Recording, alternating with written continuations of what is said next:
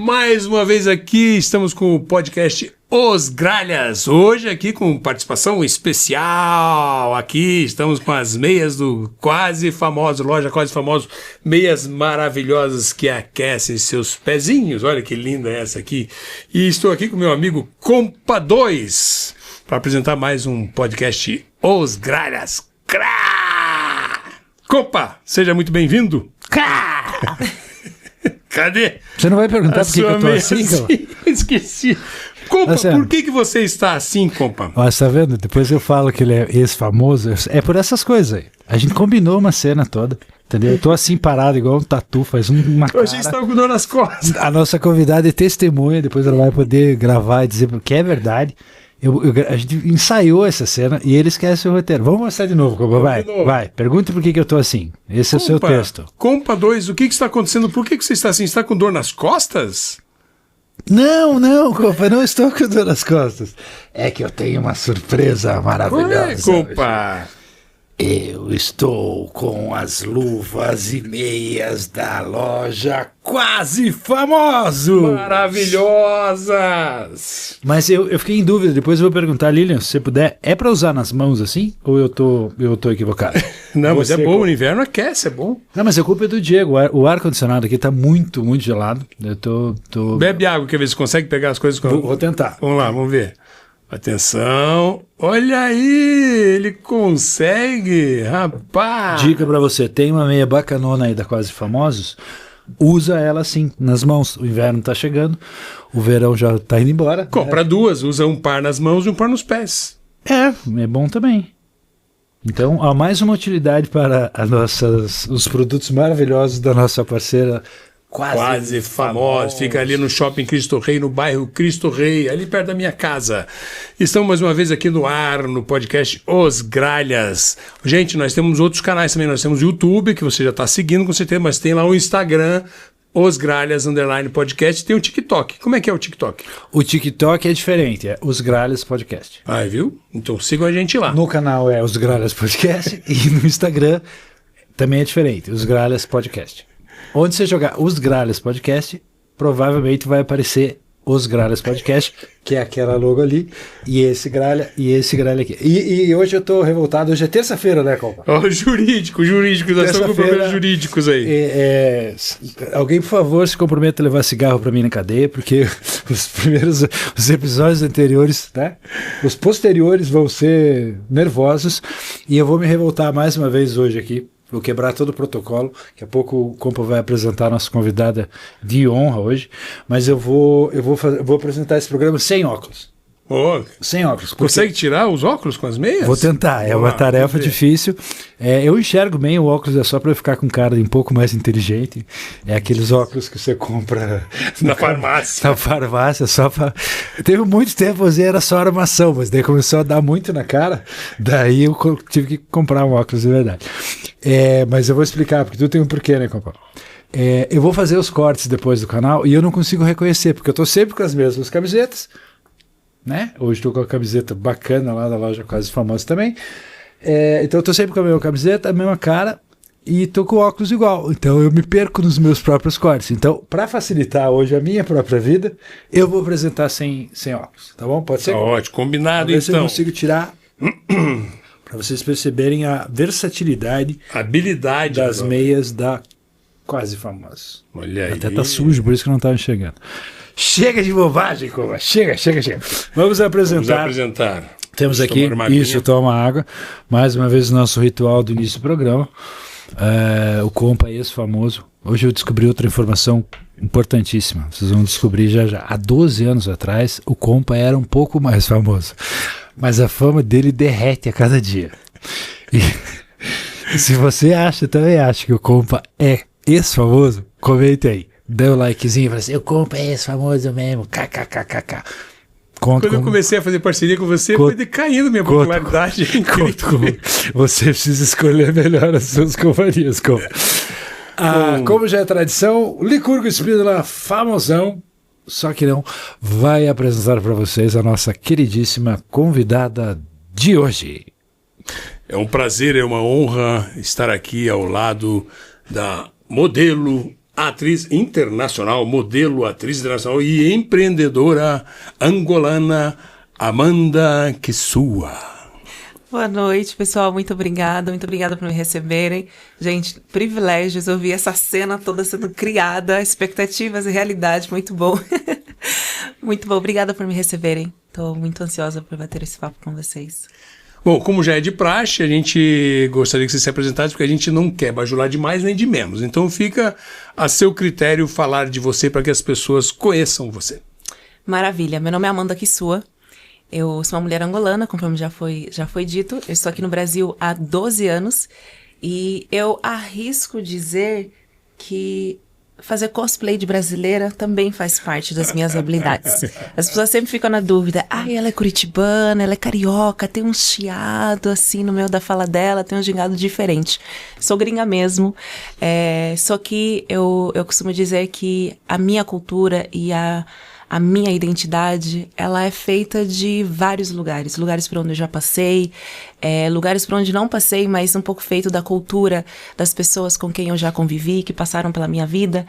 Eu sou uma mulher angolana meio fake, assim, eu tava comentando aqui com o pessoal, então acho que vocês vão descobrir ao longo da nossa conversa, mas eu sou um pouco angolana, sou um pouco brasileira, sou um pouco europeia, sou um pouquinho de todos os lugares do mundo onde eu já passei, e eu penso que essa diversidade na minha construção identitária é que permite que eu possa sempre me reinventar. Eu costumo brincar que eu não me preocupo se amanhã eu estarei fazendo uma outra coisa. Amanhã eu posso estar trabalhando como camareira, hoje tô de modelo, amanhã, sei lá, né, sou comissária de bordo. Realmente, o que eu faço, o que exatamente, não é algo que me preocupa ou que eu me mantenha acordado, assim, de noite. A coisa que realmente, para mim, é importante é o porquê que eu faço o que eu estou fazendo e como eu faço isso e como eu entrego isso. Agora, o que pode mudar da noite por dia e esse mundo é tão instável que, assim, não faz a diferença nenhuma. Mas se a motivação interna minha continuar no mesmo lugar, baseado na minha identidade, eu tenho certeza que eu sempre me encontrarei. Maravilha. Me diga uma coisa, você veio de Angola para cá, né? Como é que foi chegada no Brasil, quando e como é que foi a sua receptividade aqui? Como é que você descobriu o Brasil? Como é que você sentiu essa brasilidade aí? Olha, eu vou falar que em primeira instância foi fácil no sentido de, e talvez isso é legal pra galera escutar. Nós temos vários países que falam português, e aí dentro desses países todos, o Brasil obviamente é o maior, mas o Brasil também é o mais diferente de todos. O Brasil é que fala o português mais legal, talvez, mas mais diferente de todos os outros. Português mais brasileiro. Mais brasileiro, muito brasileiro. E aí, o que acontece é que todos os outros países consomem conteúdo um dos outros. Então, desde noticiários, TV, né, filmes, enfim, cinema, novela, a gente consome um pouquinho de cada um. Isso faz com que a gente cresce conhecendo as variações da língua portuguesa. Então a gente se acostuma e a gente tem uma sensação assim de que já conhece esses países. E o Brasil principalmente porque todos nós consumimos muito mais o Brasil do que o nosso próprio país. O Brasil exporta muita cultura, de fato. E aí o engraçado, então foi fácil nesse sentido de eu ter essa sensação familiar de eu conheço o Brasil, eu conheço os brasileiros, conheço o jeito brasileiro, né? E ao mesmo tempo foi muito difícil porque chegando aqui eu descobri que o brasileiro não nos conhece. E não consome absolutamente nada dos outros países de língua portuguesa. E aí isso dificulta um pouquinho as coisas, começando pelo sotaque. Então por isso que eu falo que eu faço cosplay de brasileira, porque esse não é o meu sotaque original. E às vezes uma palavra ou outra, você percebe e fala, opa, tem um negócio aí estranho com essa menina. Então eu fui pegando e adotando o português brasileiro e o sotaque brasileiro no dia a dia, principalmente para trabalho, porque eu odeio me repetir, porque eu falo rápido, eu sou muito acelerada, tudo muito rápido, e aí tem que ficar repetindo, eu falo, não gosto disso, eu não quero isso não. Então eu vou ir pegando o sotaque brasileiro, porque aí facilita para o brasileiro também me entender, porque ao contrário é complexo. Então nesse sentido foi um pouquinho mais difícil, assim, a adaptação. Mas, de modo geral, acho que o brasileiro, em termos de afeto, de calor, receptividade, é muito parecido com o angolano. A gente é muito irmãos nesse sentido. Então, desde, tô no ponto de ônibus, né, esperando o meu busão, e a pessoa do lado já me contou tudo sobre a vida dela, não sei o que, já sei o que almoçou. O angolano também tem muito disso. Ou de te convidar, de cantar na rua e falar, vamos almoçar, vai almoçar na minha casa. Então, essa receptividade, esse calor humano do brasileiro é muito parecido com o que a gente tem lá em Angola. A parte linguística realmente foi a coisa mais difícil pra mim. Eu lembro quando a gente chegou em Curitiba, a gente ficou num hotel primeiro, e aí fomos todos os dias andando, assim, pela cidade, pelo centro de Curitiba, para conhecer e entender, procurar condomínio, coisa assim. E aí, eu me machuquei, eu cortei, sei lá, bati em algum lugar, e eu tava sangrando na perna. Aí eu fui pra recepção, e cheguei lá no cara, eu falei, oi, tudo bem? Ele falou, sim, você? Eu falei, tive um acidente, preciso de uma curita. Ele falou, o quê? Eu disse, uma curita. Que ótimo. Curita. Ele falou, moço, eu não sei. Eu disse, uma curita, moço. Uma curita pra ferida. Ele disse, uma curita pra quê? Eu disse, uma ferida. E ele realmente não fazia a mínima ideia. Eu tive que levantar minha perna e mostrar o corte. Eu falei, olha, tô a sangrar. Sangue. Sabe, sangue? Tá aqui, sangue. Ele falou, você precisa de um negócio pra tapar. Eu falei, sim, pra tapar. Ele falou, o band-aid. Eu falei, quê? Band-aid. Eu falei, sei o quê? Band-aid é a coisa que a gente coloca, não sei o que e tal. Eu falei, tudo bem, só traz pra eu poder ver. E aí trouxe, e era uma curita, que é o band-aid. O curativo, o band-aid é a curita. É curita. Ai, que ótimo. Que maravilha. Me diga uma coisa, a gente se conheceu em 2014, né? Eu acho. Final de 2014, talvez inícios em 2015. Você estava começando sua carreira de modelo. Eu estava começando minha carreira de modelo e de atriz também. Em simultâneo, assim, eu comecei a modelar, eu acho que uns 2, 3 meses depois que eu cheguei no Brasil, de fato. Alguém me encontrou na rua de madrugada, assim, falou, ai, que linda, vamos fazer um trabalho junto. Eu falei, como assim? E aí, em Angola, eu já tinha recebido várias propostas, assim, também pra poder modelar, mas nunca, de fato, eu embarquei, porque o mercado lá é bem estável. Eu era menor de idade também ainda, então quem mandava por mim mandou e eu obedeci. Nunca realmente embarquei na carreira de modelo, nunca tentei absolutamente nada. E aí, quando a gente se conheceu, eu tava nesse caminho tentando me jogar um pouquinho mais. Estava em busca de um teste ali. Eu não lembro o nome lembro da agência? Não lembro qual que era. Não lembro, só sei que é aquela que todo mundo conhece, na 7 de setembro. Que ninguém lembra, porque ela tem a rua, tem um caminho estranho ali, né? Toda vez que eu fui pra lá, eu me perdi. Seja de Uber, seja de bicicleta, seja caminhando. Chega uma hora, você fica girando assim, em torno de uma casa. Bem legal, eu fiz muitos testes lá. Eu acho que a grande maioria dos testes que eu fiz nos primeiros 2 anos, assim, como modelo, foram lá. Então, a equipe de lá maravilhosa. E aí, depois a pandemia mudou, que também foi muito bacana. E agora os testes todos são online. Mais rápido, você não espera ninguém. Por outro lado, deu uma... Eu acho que pra mim, principalmente, deu uma quebra, porque é legal ter o direcionamento, né? Ter alguém lá que vai te dirigir, como fazer e tal. E pra mim era tudo novo. E eu ainda não... Assim, eu hoje, vou ser muito sincera, eu ainda tenho muita coisa pra aprender. Eu ainda sinto, assim, um pouco travada em alguns aspectos. Então eu gosto muito de ter a direção. E aí eu em casa não tenho direção de ninguém. Eu e o tripé. E se virar. Então, teve essa mudança, é boa, é ágil pra gente, por conta do trabalho, enfim, correria você pode fazer em qualquer lugar o teste, mas no outro lado eu sinto falta de ter esse direcionamento pro teste ser melhor. Então, tem alguns testes que eu já fiz nesses últimos anos que eu sinto que eu poderia ter tido uma prestação melhor se eu tivesse talvez alguém... Uma direção melhor. Falar em direção foi muito engraçado, que eu parei pra ajudá-la, ela estava perdida. E ela falou da Rua 7 de Setembro. Eu falei, eu conheço a Rua 7 de Setembro, é aqui perto, eu vou te levar lá. Só que eu levei pro outro extremo. Demos uma caminhada imensa. Viu? Eu falei, não é aqui em cima, então deve ser lá embaixo. Vamos voltar. Mas chegou a tempo pro teste, né? Cheguei. Tem uma coisa que chama nas casas, se você olhar assim, é número. São números, as casas têm números, né? Então... Aí, assim, para um lado crescem os números, e para outro, os números diminuem. Olha, eu só vou te contar, na 7 de setembro, essa teoria não. Porque ela se divide ali nesses pedaços do Cristo Rei. E começa outra rua. Pra cima, um pedaço pra baixo, ela tem uma parte que fica num vácuo.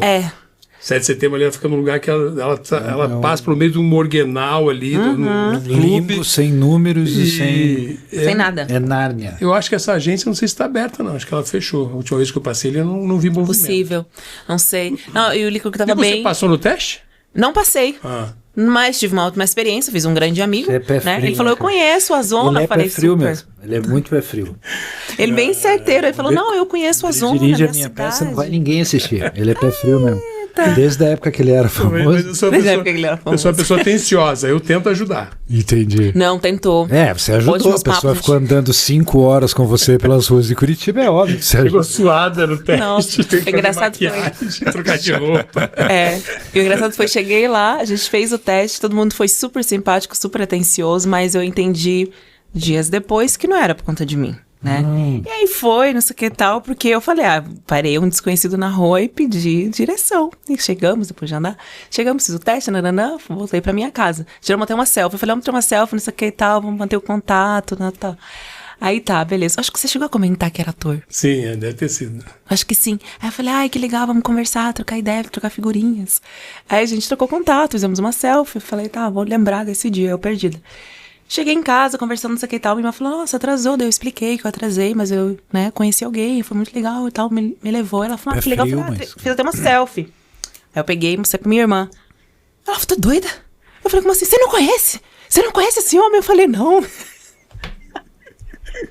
Ela, não, eu falei, realmente, eu achei estranho, porque eu cheguei lá no teste e tinha uma fila, e do nada me chamaram, e eu fiz o teste muito cedo, ela falou, o nepotismo. E ela entrou no Google, nepotismo, não dá pra falar, aí ela entrou no Google, não sei o que, falou, e começou a puxar as fotos, tudo do Licor, eu falei, Nick, ele é famoso mesmo. Viu? Eu já fui famoso. Nossa, prova viva legal. Da minha fama. E essa minha irmã, detalhe, tava em Angola. Então em Angola você é muito amado. A resolução, a resolução dos nossos problemas é essa. Angola nos espere, nós estamos chegando. Vamos fazer um podcast direto. Estamos nos mudando para Angola, porque lá o cara ainda é famoso. Aqui já é. Tem muitos direitos conexos da Angola, né? Até hoje. É que passam as novelas lá, né? Brasileiras, sim, né? Todas. Então, você falou uma coisa que é muito legal, quer dizer, muito legal não, mas assim, que é muito, muito interessante, que é isso, né? Como a gente desconhece, não só Angola, mas o continente africano todo, né? Principalmente a gente aqui do sul do Brasil, a gente tem muito mais essa ligação lá com países da Europa, tá? da ascendência nossa, toda essa coisa, e a gente não conhece mesmo, né? Nem geograficamente, culturalmente, então é muito, existe um oceano literalmente entre a gente, né? Muito grande. E é um déficit gigantesco, assim, né? Uma pena que a gente não tenha esse tipo de contato. Então uma curiosidade minha, assim, como é que é essa coisa das artes lá em Angola? Você agora tá atriz e tal, tem feito algumas coisas aqui, até a gente já se trombou lá no Festival de Teatro, né? Tava lembrando que eu já tínhamos nos visto. Como é que é essa coisa da produção cultural em Angola especificamente, ou onde você estava? Porque depois você saiu dali, depois você foi para Holanda, depois você voltou para Angola. Como é que é? Tem teatro, tem peças? Como é que funciona? Tem. Entender. Tem teatro, tem peças, tem muitos, enfim, auditórios, muitos teatros em Angola, em Luanda principalmente, que é a capital que eu mais conheço também. Não sou naturalmente da capital, mas é onde eu nasci e cresci também. E aí eu lembro, até mesmo da época dos meus pais, tem umas peças assim que são clássicas e que todo angolano já assistiu, assim, sabe? E aí fica essas coisas, falas dessas peças. Mas assim, dramaturgia angolana mesmo? Sim, dramaturgia nada que nem a gente, que só monta autor europeu. Não, a dramaturgia autoral mesmo. E aí, o legal dessas histórias, dos mais clássicos, assim, que eu conheço, é que são dramaturgia que não foi contaminada pelo colonialismo. Essa é a parte que eu acho muito legal, né?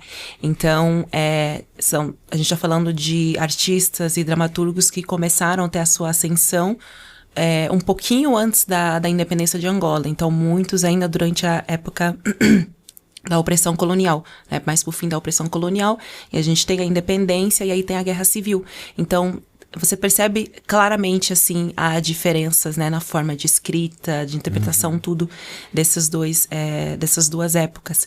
Então, eu lembro de eu adolescente, porque, enfim, como eu não cresci em Angola, e aí eu adolescente foi quando eu bebi de tudo isso, né? São peças muito antigas.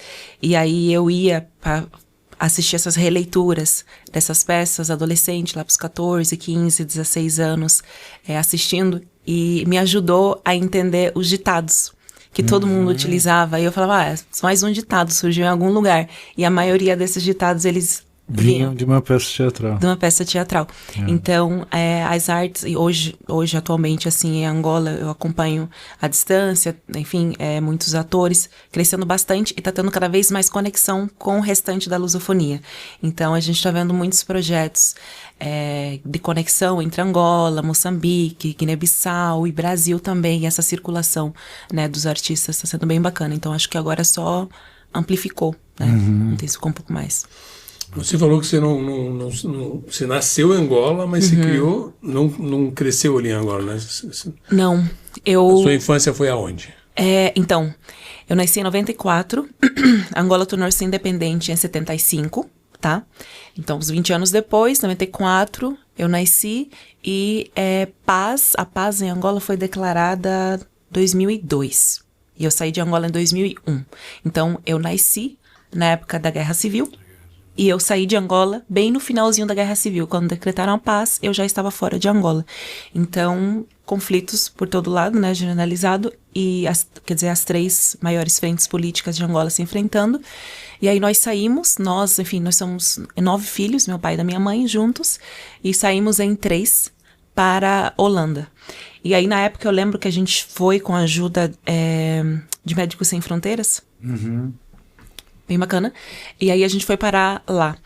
Fomos em 3 irmãs, somos uma família de 9 filhos, são 6 mulheres, né? Aí fomos como 3 irmãs na Holanda. E eu acabei crescendo lá. Então eu cheguei lá com 5, 6 anos, né? Você foi como uma refugiada, então. Fui como refugiada, exatamente. E por isso que eu falei que, assim, tudo que eu faço hoje, em termos de arte, eu me considero uma pessoa muito criativa, porque a maior parte dos lugares onde eu vivi a minha vida, eu sempre fui estrangeira, migrante, refugiada, né? Eu vivi mais tempo com o estatuto de refugiado do que como mera migrante. E é legal, assim, perceber essa diferença. Eu acho que as pessoas, às vezes, não entendem, de fato, o que é um refugiado. Então, a gente está falando de um país europeu que tem toda uma estrutura para receber refugiados, que é um pouquinho diferente daqui do Brasil, né? Então, eu cheguei lá como refugiada e eu cheguei a viver em tendas, que são tendas mesmo, tipo num campo assim aberto, e levantam tendas para receber a galera que acabou de atravessar a fronteira, fazer aquele primeiro atendimento. E aí tem Médicos Sem Fronteiras, etc., que também tinha na época em Angola por conta da Guerra Civil.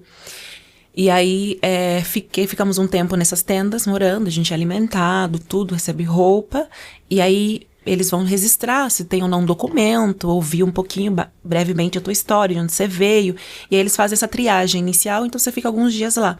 E aí de lá, você é encaminhado para um centro de refugiados, que é realmente, tipo, todo um complexo, como se fosse uma cidade universitária, né? Todo um complexo, e aí tem os edifícios, primeiro e segundo andar, geralmente, e aí tem várias casas, tipo assim, 4 apartamentos embaixo, 4 em cima, e aí o apartamento você divide com quem tiver. Não é essa de, mas não sei o que e tal. Se vocês são 3 pessoas na família, provavelmente 2 quartos, né? E aí, se sobrou mais um quarto, vai vir uma pessoa aleatória. Pode ser um homem, pode ser uma mulher, não interessa. Não tem muito essa questão de, o modo do jeito que dá ali. Do jeito que dá, não, porque é outra nacionalidade, não fala a mesma língua, não, porque esse gênero, não sei o que. Não tem esse tipo de seleção. Pegou, colocou na casa. Emergencial, né? É emergencial. E aí, no centro de refugiado, bom, na verdade, o emergencial seria nas tendas, que fica alguns dias na triagem. Primeiro socorro, tudo, né? Primeira assistência ao refugiado. No centro de refugiados, que em holandês a gente fala Asielzoekerscentrum, lá você pode viver anos. E aí você pode viver anos debaixo do mesmo teto com uma pessoa que agora vai virar sua família. E que às vezes você não fala a mesma língua. E aí as aulas de línguas eram até os 18 anos, obrigatoriamente, que as crianças têm que ser mantidas nas escolas, tanto nativas como imigrantes refugiados. Então, se é uma pessoa adulta, e geralmente a gente sempre calhava com pessoas adultas também na mesma casa, essa pessoa não tem aula de línguas, então ela tá lá, não fala holandês, a gente tá aprendendo holandês, ela não fala holandês, a gente não fala inglês, e aí fica essa coisa, então gera, muitos lugares tem realmente conflitos. É muçulmano, é cristão, é isso, é aquilo, que não interessa, de fato, né? Então, durante muitos anos eu vi assim, mudando de centro de refugiado em centro de refugiado, mudando de apartamento para apartamento, com outras pessoas dentro, né? E eu vivi nessa condição durante os 10 para 11 anos, na Holanda. Você chegou a aprender holandês? Sim. Conseguiu dominar o holandês? Sim, meu holandês é praticamente nativo. Sim. Eu tinha um amigo meu, Robert, um grande abraço pro Robert, o holandês, ele me ligava sempre no meu aniversário e cantava em holandês. Falei, cara, bom, agora você já me xingou, canta pra eu entender o que você tá querendo cantar, porque é uma língua dura, né? Bom, eu sou suspeita, né? Eu aprendi parabéns muito, aí em holandês, eu aprendi muito pequena. Consegue cantar o parabéns em holandês? Eu não vou conseguir agora, não. Cante alguma coisinha, qualquer coisinha em holandês. Fala aí meia dúzia de palavras só pra gente entender. Fala assim, o Licurgo é ex-famoso. Ik ben vandaag een podcast aan het praten met mijn vrienden hier. Ik heb Licurgo ontmoet, iets van 10, 12 jaar geleden. É o que eu sempre disse. É o que eu sempre disse. Vocês aí são testemunhas que eu sempre disse tudo isso pra ele. Você viu? Ele me ligava nos parabéns. Falei, cara, agora canta em português pra mim, por favor. Maravilha. Cara, mas eu te ouvindo falar, mano, é muito louco assim, né? Porque eu fiquei pensando nisso, né? A partir da tua trajetória, tudo que você está nos contando aqui, como a gente não conhece as pessoas que estão ao nosso redor, né? Sim. A gente sai daqui, passa pela rua. Você comentou uma coisa muito, muito interessante no começo do papo também, que você falou assim, eu vou e pego o busão, né, cara? Existem 2 ou mais Curitibas, mas uma delas é essa que pega ônibus, que ela é completamente diferente da outra, da galera que não pega ônibus, né? Então até achei estranho, porque a gente aqui tem uma forma um pouco mais dura, um pouco mais seca de lidar com as pessoas, com a diversidade, né? É um problema histórico de Curitiba, que obviamente vai mudando e já foi muito pior. Quando eu era moleque, por exemplo, era muito pior.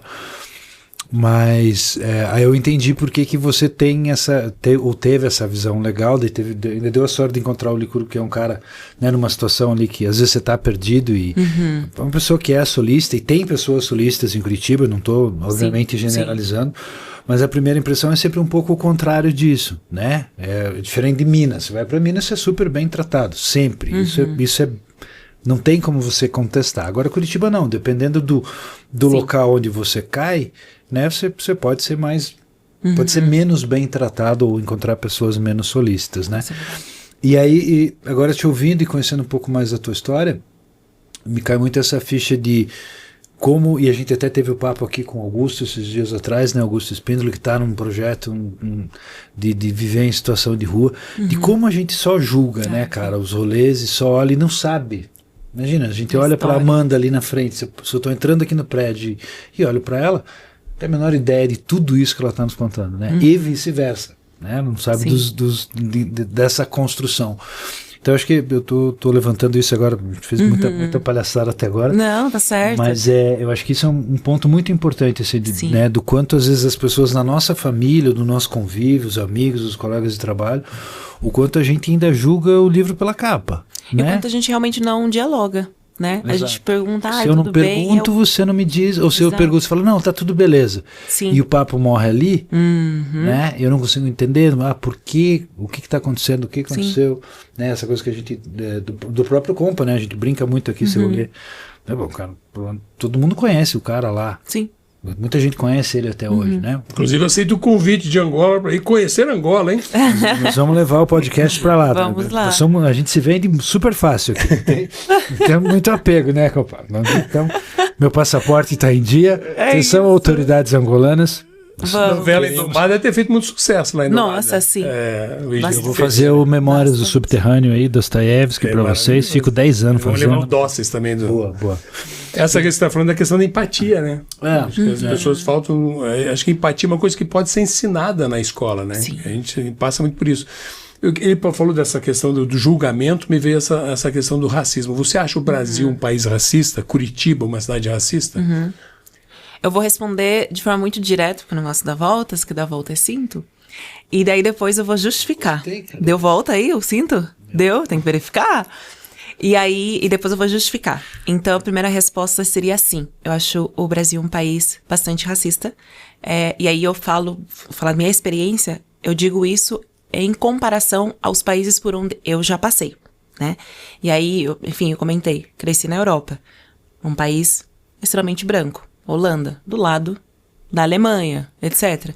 Né? Então, sim, em comparação a um lugar como Holanda, e parece louco dizer isso, eu considero o Brasil mais racista. Beleza.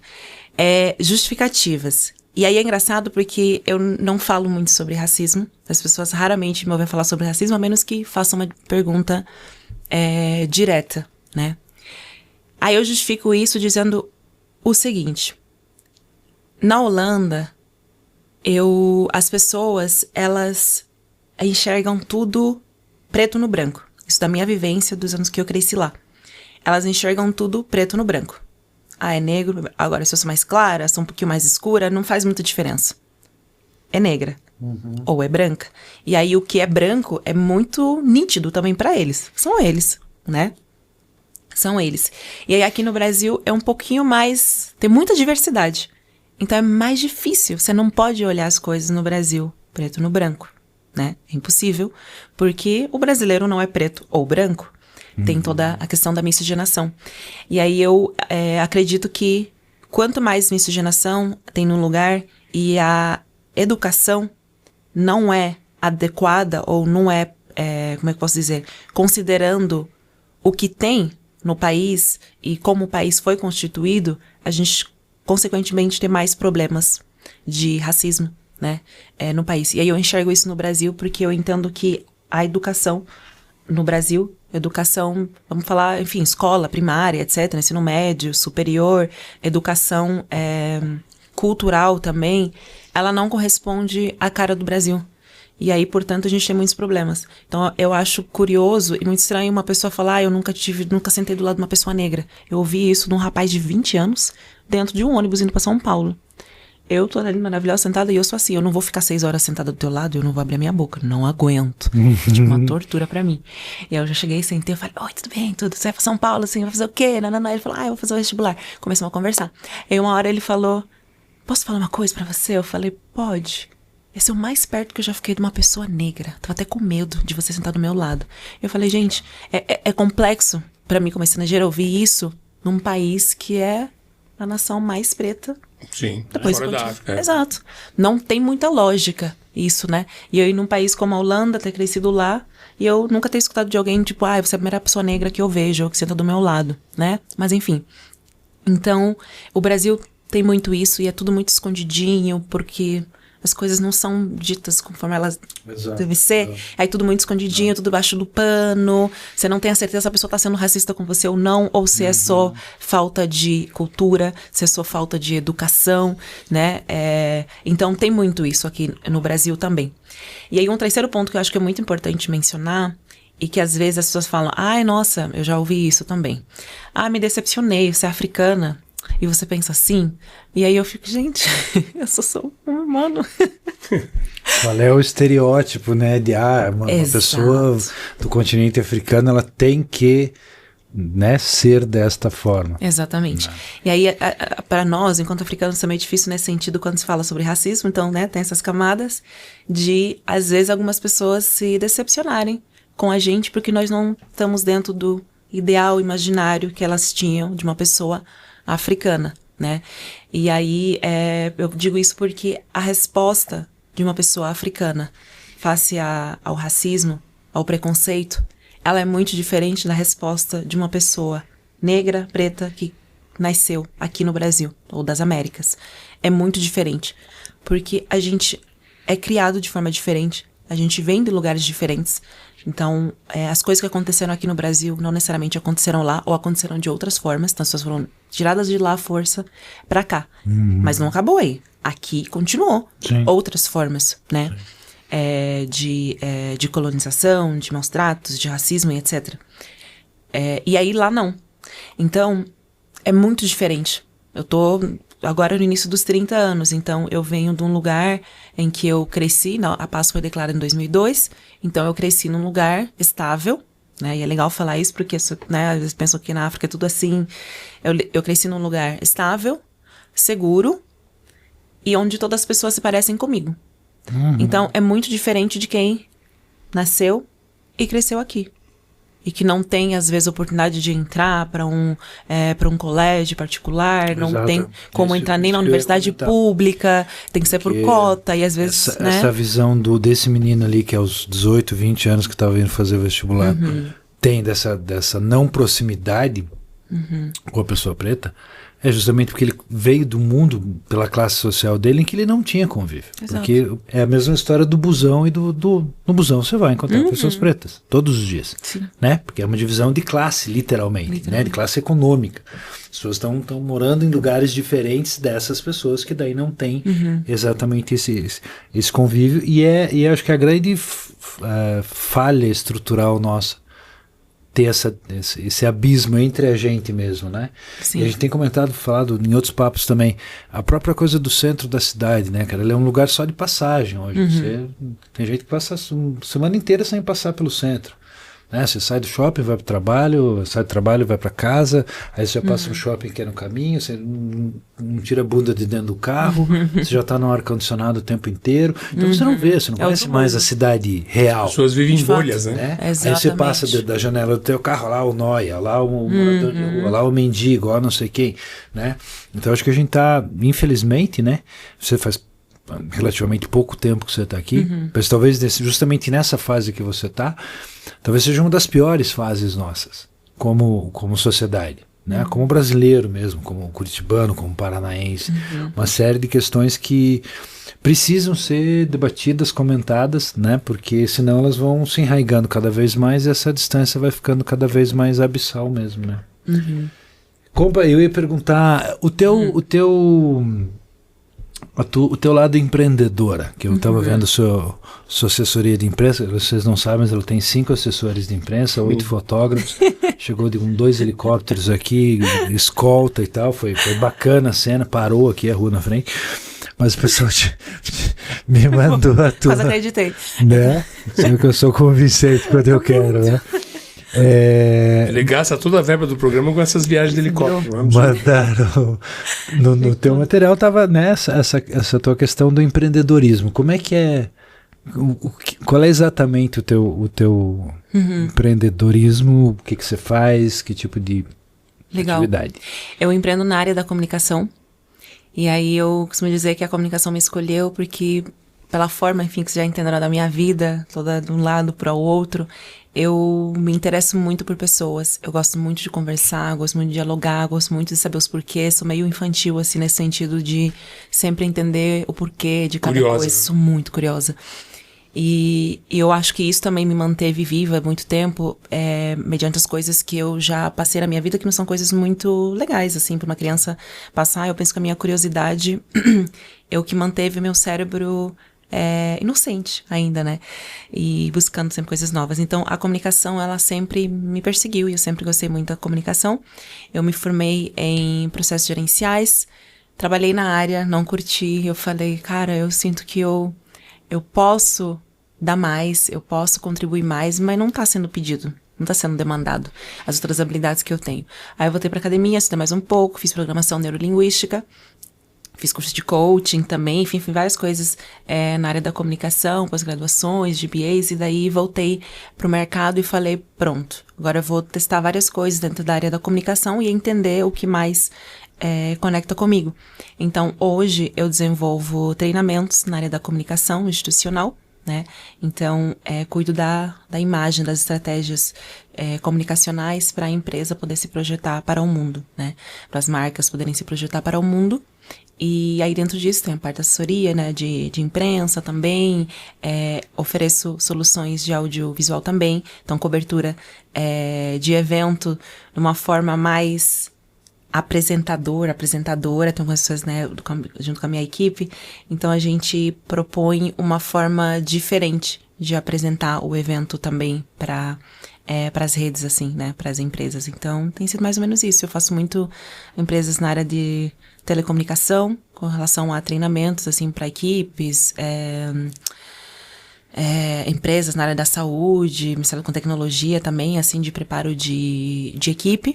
E aí no meio cultural, que eu gosto muito, então tem esses dois lados, assim. Eu fico no meio cultural, que eu faço muito Festival Teatro de Curitiba, quando a gente se conheceu, também cuidando da parte da comunicação e as redes sociais, como apresentadora do festival e do Fringe.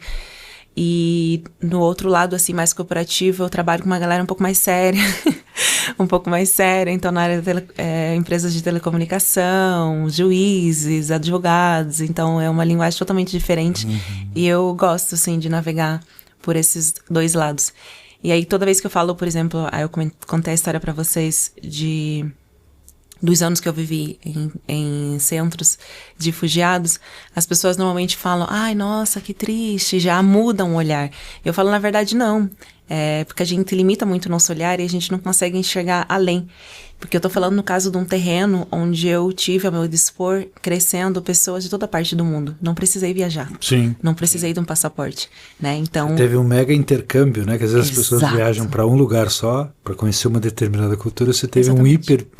intercâmbio com pessoas do mundo todo. Isso. E aí isso pra mim foi muito rico e me constituiu enquanto pessoa. Então eu me preocupo muito, assim, de olhar para o todo e principalmente na comunicação, que a gente não fala muito sobre isso, e entender se tá muito homogêneo ou não, né? Então, ambientes e propostas que são naturalmente muito homogêneas, elas me incomodam, porque de onde eu venho, que é toda parte, eu nunca cresci num lugar que fosse de fato homogêneo. Eu sempre tive dificuldades comunicacionais, porque as pessoas não falavam minha língua, não se pareciam comigo, era alguém que veio do Uzbequistão e era meu vizinho. E estamos lá conversando, era minha vizinha da Armênia e tava lá, tô de Ramadã. E eu, ok. Aí eu também ficava quietinha, não vou comer, porque, né, em respeito, tal. Então, essa questão do respeito às culturas, e aí eu estudo muito e trago isso também no meu trabalho da comunicação intercultural, ela é realmente a coisa que mais me interessa, assim, dentro do empreendedorismo. Maravilha. Copa, você vê, o papo tá tão bom, a gente falou tanta... Voou a hora, né? Nossa. A gente já está se encaminhando aí pro final do nosso prazo. A Amanda já vai gralhar, mas antes eu quero só fazer uma explicação aqui, né? A gente falou aqui da Quase Famosos. Vocês estão vendo aqui no nosso telão a Toca da Cataia, que é a nossa parceira, nossa apoiadora também, que é um município aqui de Curitiba chamado Guaraqueçaba, que inclusive está de aniversário nos próximos dias, aí semana que vem é aniversário de Guaraqueçaba, 381 anos, é a cidade mais antiga do Paraná. Boa parte da galera acha que é Paranaguá, mas Guaraqueçaba é mais antiga ainda. E vocês devem estar sentindo falta de um dos apoiadores que nós tínhamos aqui. A gente, só para explicar, parece, a gente ainda está checando as informações. Na quinta-feira a gente vai saber direitinho. Mas parece que teve algum problema em Dubai. Foi para Dubai e não voltou, né? Parece não que conseguiu. Não conseguiu voltar porque o aeroporto foi fechado e daí ele não conseguiu assinar o cheque, porque a gente trabalha com cheque. Cheque datado. O cheque, nunca foi assustado o cheque, porque parece, estamos checando informações ainda com nossas equipes em Dubai, que nós temos informantes. Parece que foi esse o rolo, tá? Esperamos que você esteja bem aí em Dubai, qualquer coisa, liga para nós, tá? Se sei que é lugar... Né, manda um Pix. Manda um Pix para nós. E se você quiser entrar no nosso time de apoiadores aqui, nós, né, temos cotas aí de patrocínios, de apoios, assim como a Quase Famosa, que nos auxilia. Porque o Will está aumentando muito o valor aqui da locação do estúdio. Não, desculpa, o Diego. Ele já veio aqui, já está contratando equipe nova. Cada dia tem uma coisa diferente. O café agora... O café orgânico, mais caro, é isso. O chá é aquele... Não, o café é aquele que vem no cocô do passarinho, né, saca? Do jacu lá, não sei. Aquele pássaro que come e vira... Mutum. Café do Mutum. Então, assim, nos ajudem aí, além de dar o like aí, obviamente, compartilhar, avisar pra galera. Esse mês a gente tá com uma programação muito bacana. Além da Amanda, que já tá aqui conosco, tem muita gente legal. Siga lá no TikTok e no Instagram, que um é diferente do outro. Um é Os Gralhas Podcast e o outro é Os Gralhas Podcast. Então vai ser difícil. No Instagram tem um underline. Os Gralhas _podcast. Mas se escrever Os Gralhas Podcast não aparece, é o underline que vai... não vai. Não sei. Você vai gralhar alguém? Amanda, então, gralhar, você já se ligou qual que é, né? Eu vou gralhar. É tirar um peso do seu coração. Ok. Alguma coisa que te incomoda, que te incomodou. Você vai gralhar... o compa gralha, o gralha para você se preparar. Tá. E aí, o tom da nota você pode escolher. Você conhece a ave gralha já, né? Sim, já. Ela é um corvo que deu vestido certo. De azul.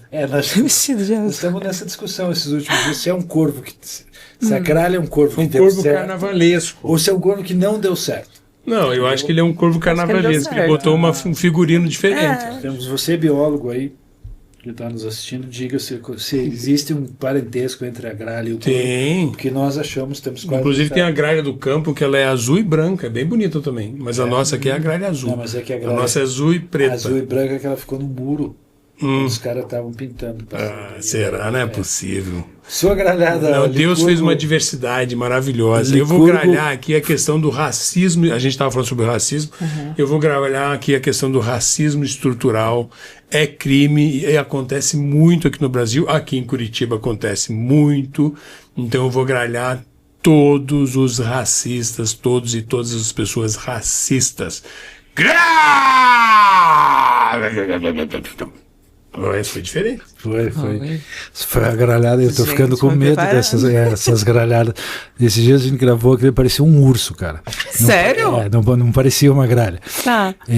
Porque a gente é de humanas, né, cara? Então a gente tem uma dificuldade. Vocês falam assim, um pardal e uma arara, você acha quase a mesma coisa. Eu agora que estou morando no meio da Mata Atlântica, eu estou desenvolvendo as minhas qualidades biológicas. Inclusive tem um animal que um dia eu vou trazer para uma entrevista aqui. Você dá um retorno à natureza. Que é o urutau. O urutau é o pássaro mais legal do mundo, cara. Ele se camufla num pedaço de pau assim, você não enxerga ele, e ele só canta de noite, parece uma pessoa que faz assim, É assustador. É assustador, é muito legal. Você passa do lado dele, ele tá na árvore, alguma coisa, você não vê, porque ele vira uma árvore, um pau, uma coisa assim, impressionante. É mimetismo. Mimetismo total. Pô, você viu?